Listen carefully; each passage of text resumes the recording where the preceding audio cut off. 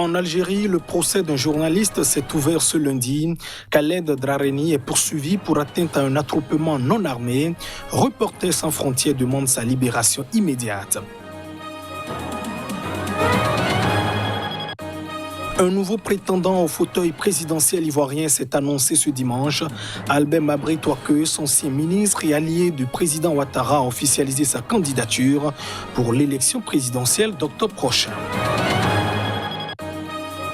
Et puis au Maroc, pas de congé pour le personnel de la santé. C'est une note du ministre de tutelle qui l'indique. Les cas de contamination au Covid-19 ont explosé ces derniers jours dans le royaume.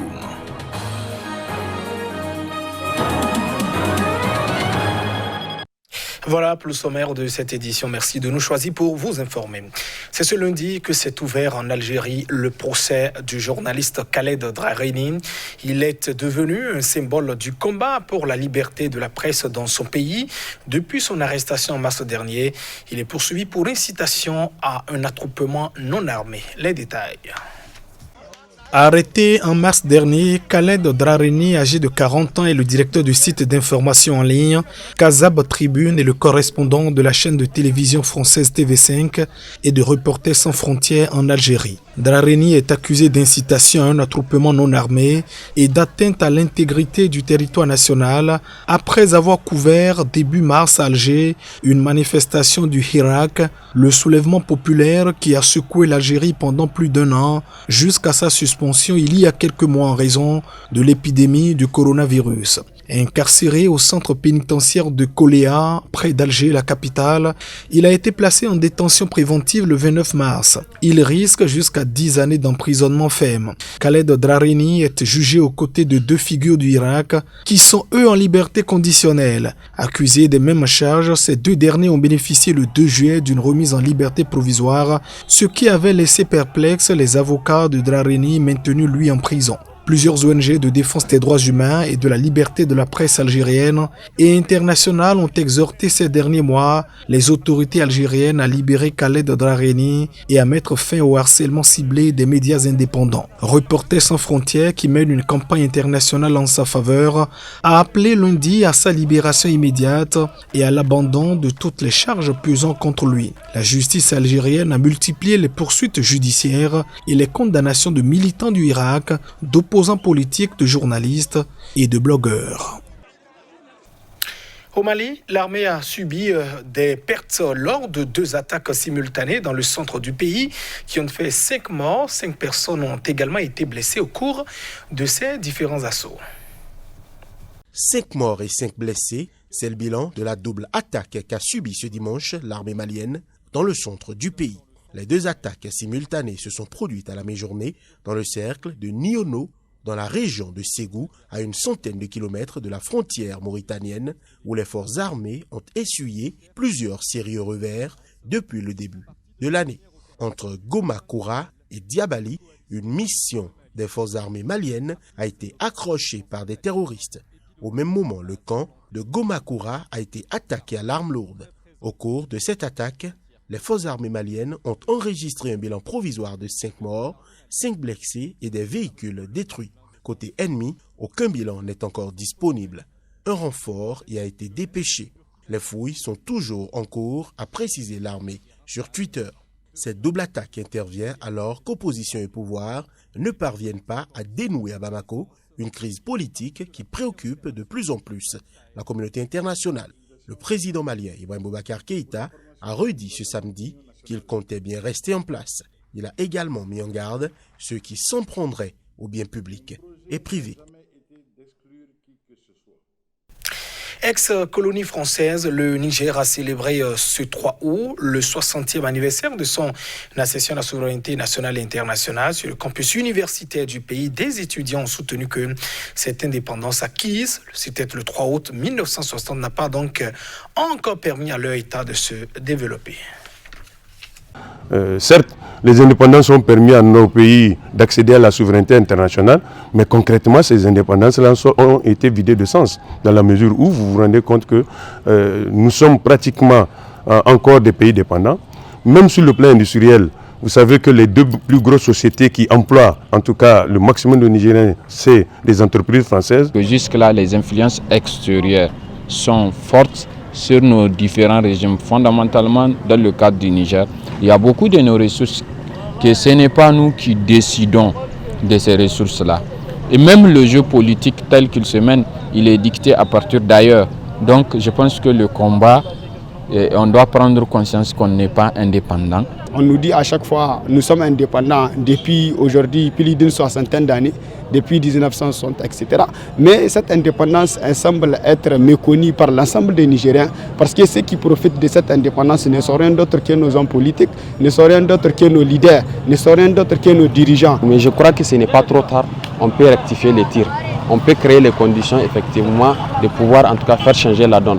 Le peuple a lui, à son niveau, la possibilité effectivement d'imposer, nous sommes à la veille effectivement d'un processus électoral, d'imposer son propre effectivement veto, de dire son mot et de créer les conditions pour que son enfant, la communauté puisse s'épanouir.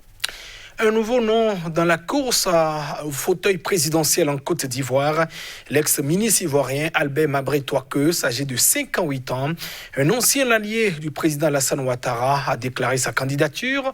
C'était à Abidjan ce dimanche. L'homme affirme être désormais dans l'opposition. Les précisions.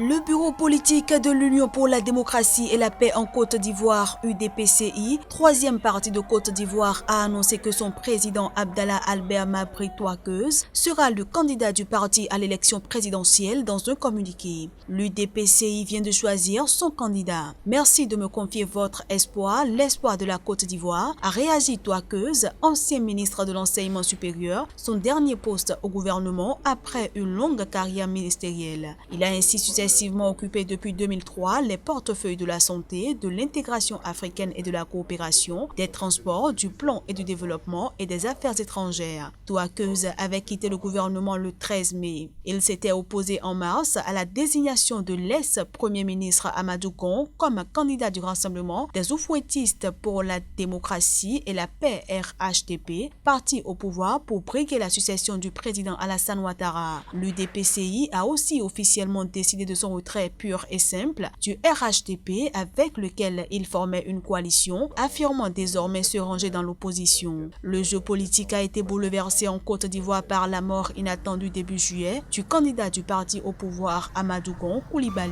Mercredi, pressé par son parti de se présenter à l'élection présidentielle d'octobre prochain pour un troisième mandat, Alassane Ouattara au pouvoir depuis 2011 a différé sa décision. L'ex-président Henri Konan Bédié, 86 ans, a été désigné le 27 juillet dernier avec 99,7% des voix candidat à la présidentielle du Parti démocratique de Côte d'Ivoire PDCI. Samedi, l'opposant Pascal Affi-N'Guessan, 67 ans, s'est déclaré candidat à la présidentielle d'octobre pour fermer la sanglante parenthèse des crises intervenues depuis 2 décennies en Côte d'Ivoire. De lourds engins de chantier ont entamé la destruction du célèbre marché Sandaga, poumon de l'économie informelle au Sénégal en plein cœur de la capitale Dakar. L'objectif est que ce marché puisse être reconstruit et modernisé. La grande halle, bâtiment d'architecture soudano-sahélienne construit en 1933, où des centaines d'étals proposaient des produits en tout genre, de l'alimentation à l'artisanat, avait déjà dû être fermé en 2013 pour raison de sécurité, ces structures ayant notamment été fragilisées par plusieurs incendies. En présence des autorités de l'État sénégalais et de la ville, 3 pelleteuses ont commencé à détruire en début de soirée les dizaines de boutiques de fortune qui avaient depuis lors proliféré au pied de l'édifice, sous le regard de quelques dizaines de badauds maintenus à l'écart par un important dispositif policier. C'est une grande action qui préfigure la modernisation des marchés du Sénégal. Parce que Sandaga, peut-être, c'est le marché le plus emblématique, mais l'ambition du président de la République Macky Sall, c'est de faire en sorte que dans toutes les communes, qu'on puisse avoir des équipements marchands modernes et qui représentent un peu les exigences de notre temps. Dakar a besoin de moderniser Sandaga. Sandaga se trouve au centre de la ville de Dakar. Nous avons besoin d'un marché moderne, propre, digne de la capitale sénégalaise. Nous avions ce projet depuis longtemps. Finalement, maintenant, nous avons trouvé une solution. Les commerçants dont les boutiques débordaient sur les rues avoisinantes avaient auparavant plié bagages après un ultime délai accordé par le chef de l'État Macky Sall pour que puisse se dérouler sans encombre la grande fête de l'Aïd al-Adha célébrée vendredi dernier. Marché iconique à la limite de l'ancien quartier colonial et de zones plus populaires, Sandaga a été pendant près d'un siècle l'un des principaux centres du commerce à Dakar, fréquenté quotidiennement par les Dakarois, les Sénégalais de l'intérieur, des ressortissants de la sous-région et de nombreux touristes à la recherche d'objets artisanaux. Il n'y aura pas de congé pour le personnel médical au Maroc, décision du ministre de la Santé. Dans une circulaire en date du lundi, le ministre justifie sa décision par le nombre élevé de personnes nouvellement contaminées au coronavirus. Le ministère a justifié sa décision par l'évolution de la situation sanitaire du Maroc et a appelé les employés actuellement en congé à regagner leur poste dans les 48 heures. Les autorités avaient recensé dimanche soir 25 537 cas, dont 382 décès depuis le premier, enregistré en mars. Mais le royaume connaît une hausse des contaminations depuis quelques jours. Des médias locaux ont mis en garde contre une situation devenue préoccupante.